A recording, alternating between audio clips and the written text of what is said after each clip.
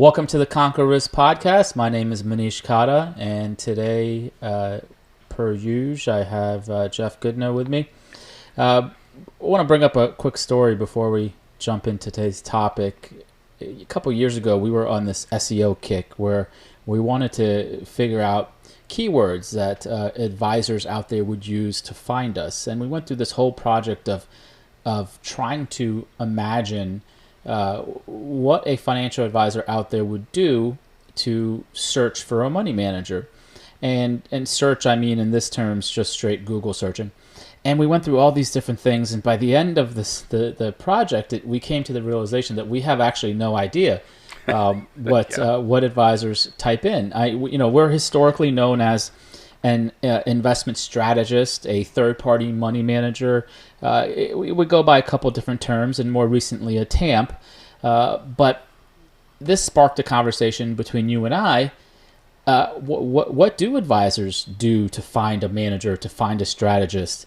What is their process? And then we thought, hey, let's talk about this because obviously our advisors are out there, and we like that they use us, but they might want to try to find another strategist. So what do you have in your mind? Yeah, so no, I absolutely agree, and I thought about something along this line, and that is back in December, we created a podcast, and it was called specifically Firm CPR, How to Find a Good Manager, right? The idea was we went through the whole due diligence process, things that you can do to determine whether or not they're a good manager, and I realized as you and I were talking about this topic that I think we need to rename that one. Because that had the premise, I didn't think about it at the time, but it had the premise that you've already found the manager, you're just trying to determine if they're good or not. Well, this is the missing piece. Today we're going to talk about how do you actually find the damn manager, right? So that's a good point. Yeah. So I think we need to rename that one, and then we'll roll with this one, because this is how do advisors find managers. Well, let's put a story out there. You're an independent RIA. You are you're not associated with a broker dealer. You have, let's throw a number out there, $30 million in assets, and you decide that you don't want to manage your own assets anymore. You want to outsource to a third-party money manager, and you want to do it all yourself in terms of your infrastructure, but you just want to plug and play with different manager strategists that are out there. You sit down, you're in front of your computer. I guess the first thing you do is Google. Go. So what do you type in? How do you search? What do you think? What's going on? Yeah, I mean that is one of the ways, and we see this. We see that some people are just looking for, search for tactical manager, or third party managers, or those sorts of things. Now, well, hold on. So let's input versus output here, right? Yeah. If you put in tactical manager, or if you put in third-party money manager, how Google works is that actual manager has to have a website. On that website, they have to have those terms listed, and so you're sort of throwing a dart at a very big board. Yeah, absolutely. And of course, I just for the sake of argument, typed in tactical manager, right? And you get things like strategic versus tactical leadership, tactics manager soccer coaching. I mean, it's all over the board. So there's just not we're also all over the board. Are we manager or strategist? What are we going with these days? Well, because of the fact that we're seeing more and more advisors use us in the platform space, the TAMP space, strategist seems to be the most common term. I'd say probably the last 2 or 3 years. All right, let's go with that one. Rather than manager. For decades, we were just called ourselves a manager, a third-party manager, that sort of thing. So strategist. But I can't imagine anybody looking for a tactical strategist in a Google search. But you're right, that's SEO, that search engine optimization stuff, as you build your website and try and use the lingo that might be searched for, it's tough because everybody has their own perception and experience. So Google searching isn't exactly going to reap a lot of benefits. No, I don't think so. Yeah, 1 out of every 10 hits might be somebody you can look at, but okay. So all right, the second part, all right, you can't Google search, right? And so if you're going to resources, if I was an RIA and had 30 million, most of my money would likely be at one custodian. So I would probably pick up the phone and call my relationship manager at the custodian.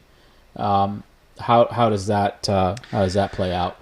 Yeah, so a lot of custodians will have their own, we'll call them SMA list, a manager list, a strategist list, whatever word or term you want to use. And it was fairly narrow, but the reality is, when I say fairly narrow, for the most part, they're made up of just these big, huge monster RIA firm names, the Brandis and stuff like that, right? These big, huge managers. So as an RIA, one of the things that most of those firms we're talking about, right, that 20, 30, $50 million RIA, you've distinguished yourself as small is good, right? And if you have the same name as for the managers you're using as everybody else on the planet, you've basically just commoditized yourself right out of that game. Well, hold on. I got it. I love this point. I got to make it. We were talking to a major custodian recently. Well, I wouldn't say major, but a custodian recently about getting on their model marketplace or their SMA, whatever you want to call it. And they sent us this due diligence questionnaire. And one of the questions was, or requirements is, that we require 4 staff members fully dedicated to compliance. And I thought to myself, what the f do 4 compliance people even do? Like, how big do you have to be to require 4 compliance people? And then right then and there, I knew, like, look, this isn't for us. To your point, this is, they're filling, the classroom with the BlackRocks of the world and the Brandis and things like Correct. that, and that's it. And then that could be a problem. Usually, when you're smaller RIAs, you like working with smaller boutique managers. But that was an experience we recently had. Yeah, I'm sure somebody has a guy. I would love it if an advisor would send me a comment. Go to our Connect Us page on PotomacFund.com. But how many compliance people does it take to change a light bulb? There's got to be a great punchline in there somewhere. God, I hope we never have 4. Anyway, but that's one of the things, right? There's really 2 components to those custodian environments. Typically, one is, for lack of a better phrase, I'll say the true TAMP, where you're just turning over the keys and letting that strategist manage the assets and do the trades and so forth. And now a lot of custodians are opening up more of the model marketplace, which there's a lot of these terms end up being interchanged, but let's say the model marketplace is more along the lines of you, the advisor, can choose the signals from different strategists, and you can incorporate those into your own portfolios. And I think that's a topic. That's a topic in itself, because there was actually some confusion even amongst us when we had a company meeting. We were talking about some different platforms that are looking to add our strategies, and there was some internal confusion on the difference between a TAMP and a model marketplace. Which let's pull that out for a separate topic. Yeah, we can discuss that more in another podcast. But again, those are they're names, right? I mean, in the end, when you're talking about searching or finding, the hardest part is just actually getting names where you can then maybe go to a website, or you can go somewhere because you know the name of the firm and you can dig in a little bit more or communicate with them. So there's a couple of places there with a custodian that you can get some names. And outside of that, the custodian might have some performance filters, much like many of these TAMP platforms, where you just, who had the best 3-year and the best beta and the best whatever. So yeah, I remember we had a email from one of the performance filter folks who like, hey, you won the best quarter award. I'm like, yeah, all right, that's really something we should market. Here's a 31-year track record, but hey, use us because of the best quarter. Anyway, moving on here. So you have Google searching, which is kind of blah. That's not going to work. Custodians, which might have a glimmer of hope. And this next one probably is what most advisors do, for better or for worse. Networking. What do you think here? Yeah, I think this is a toughie because, when you're talking about the independent RIA, now obviously if somebody's been in business 20, 25 years, very few people start with just their own RIA. Most start with, they were at a broker-dealer, they were thrown against the wall, see if they sunk or swim.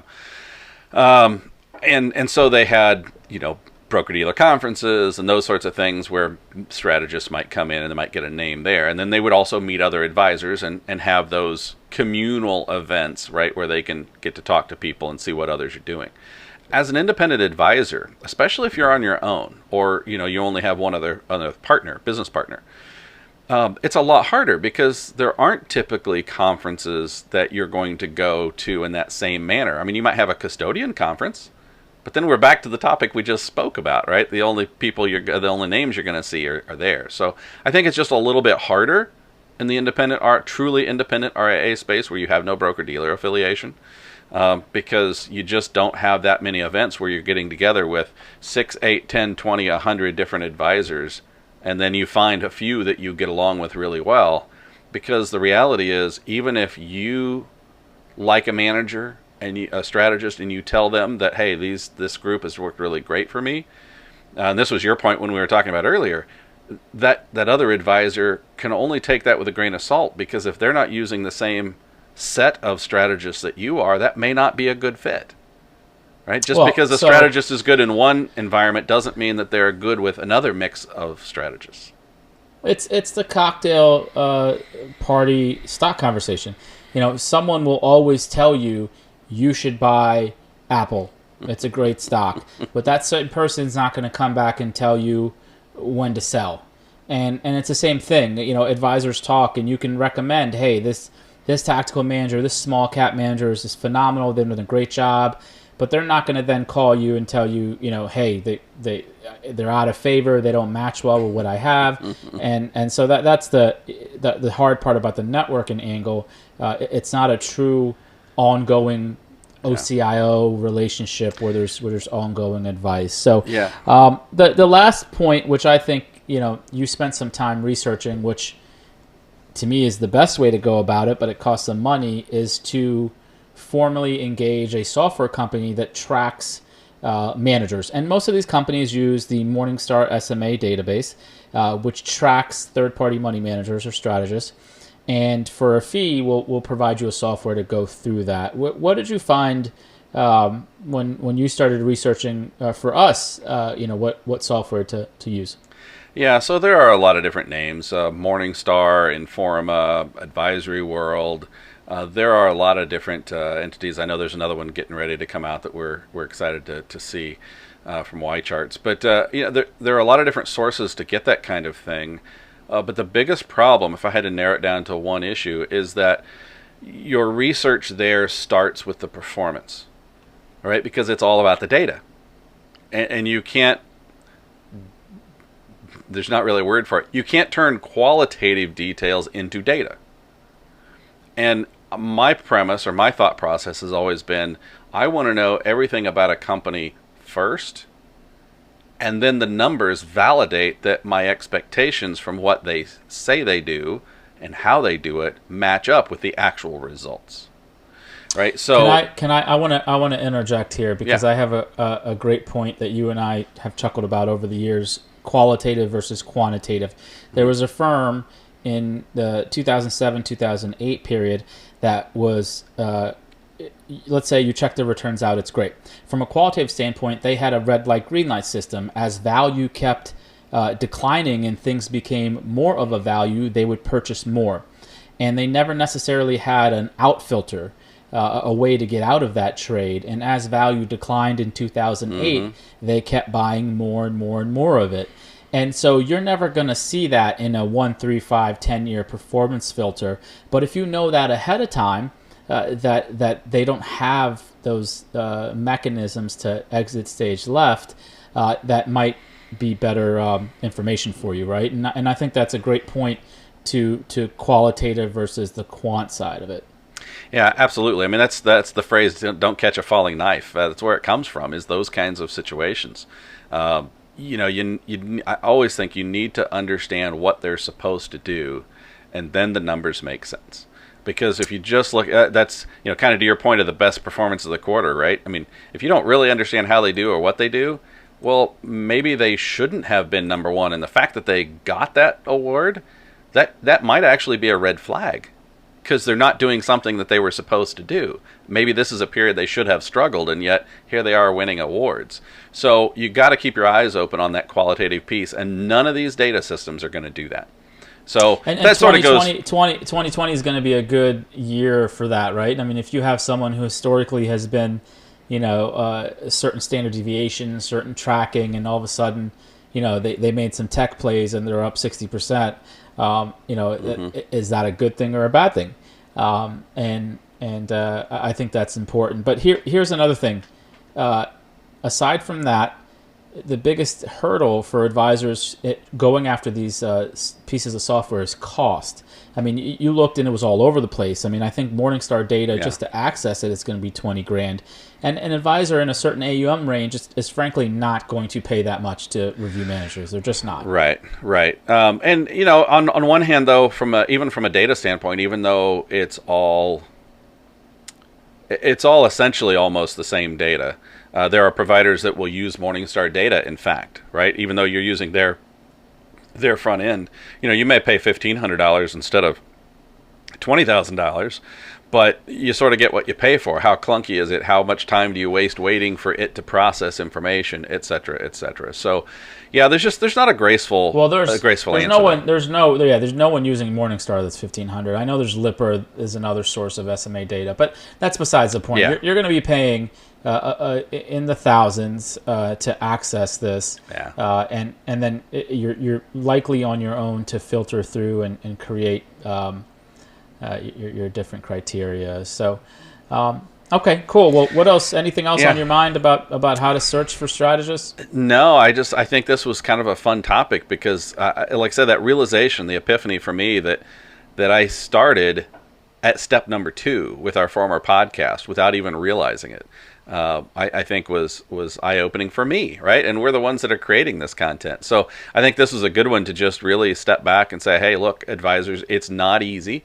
Number one, don't feel bad because you're struggling to find a manager, physically find them, because there's just no great, simple solution there.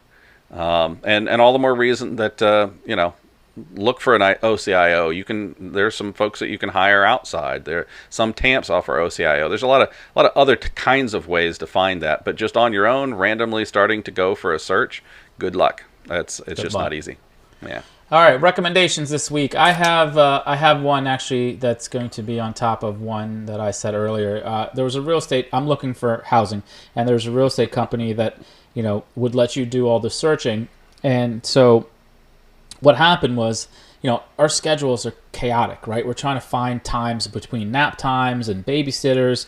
And so I started using Redfin, and I love it. You can, on the app, book a tour time, and any Redfin agent in the area would pick that up and show you the place. There's no commitment, and you can book any tour time on your schedule. They show you the place, and I think Redfin pays the agents maybe $30, $40 to show the place for you. And then if you want to use a Redfin agent, you can. And in this process, we met a Redfin agent that was pretty awesome. And so we've started talking to her and engaging her. But the point is, rather than trying to find an agent and fit this all into multiple people's schedule, you just book it on the app and go see it whenever you want. And that's cool. It's been so convenient not having to juggle not only our schedule, but the agent's schedule as well. And I think you get a refund through Redfin as well on when you buy something. So anyway, that's my new toy. Yeah, well, that's cool. And once again, we find and we see that technology, if used properly and understood, continues to simplify life. That is a recurring theme. Hold on. Technology with human touch, and that's the thing. Yeah. The technology, and this is why technology has not disrupted real estate, because you still need that human touch in a lot of this, in a lot of the process that goes into buying a home. So, anyway, that's what I got for today. What's on your mind? Yeah, so something that this is actually a weird recommendation because it's not something that I use, but rather my sister-in-law and brother-in-law use, and that's Aventon bikes. They're e-bikes. Aventon, Aventon. And I was a bit skeptical because I love to ride. what I will say is it's awesome because having that little bit of electric power to enable longer rides, faster rides, if that gets you out there, and it has for them, and they are much more healthy without a doubt. I think that's worth its weight in gold. So again, it's one of those deals where I'm not necessarily a big fan of myself because I want to go through blood, sweat, and tears. God knows I need it. I eat too much. But if it gets you out there and gets you out on a 20-mile or 30-mile ride instead of a 5-mile ride where you're dying, then great, go for it, because the enjoyment will get you to ride more often. So the Aventon bike is pretty cool. I gave it a test ride. So for those that maybe struggle a little bit more with the thought of, well, I can only ride a mile or whatever, hey, try it out. I think it would be worth it. Yeah. So there you go. Cool. Well, that'll do it for us today. Visit our Connect Us page to send us any questions. You can also email us at info@potomacfund.com, and we look forward to speaking to everyone again. All right. Have a good one. We're out.